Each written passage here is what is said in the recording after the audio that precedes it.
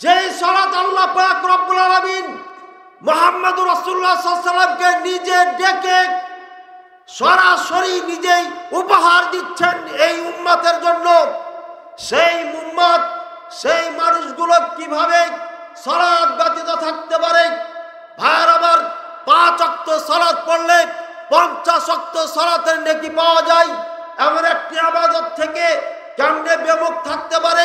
সুতরাং যে ব্যক্তি আল্লাহর প্রতি বিশ্বাস স্থাপন করেছেন, যে আল্লাহ পাক রব্বুল আলামিন 7 আসমান পেরিয়ে মুহাম্মদুর রাসূলুল্লাহ সাল্লাল্লাহু আলাইহি সাল্লামকে তার নিকটে ডেকে সালাত দিয়েছেন, তার ডাকে কখনো পিছপাও থাকতে পারে না। এই জন্যই আল্লাহ রাসূল সাল্লাল্লাহু আলাইহি সাল্লাম বলে দিয়েছেন, আর বাইনা রাজুলি ওয়াশ শিরকি ওয়াল কুফরি তারকুস সালাহ। যে ব্যক্তি সালাত পড়ে সে ব্যক্তি মুসলিম, যে ব্যক্তি সালাত পড়ে না সে ব্যক্তি কাফের। রাসূলুল্লাহ সাল্লাল্লাহু আলাইহি সাল্লাম স্পষ্ট ভাষায় বলে দিয়েছেন, সহিহ মুসলিমের 82 নম্বর হাদিস, বাইনা রাজুলি ওয়াশ শিরকি ওয়াল কুফরি তারকুস সালাহ।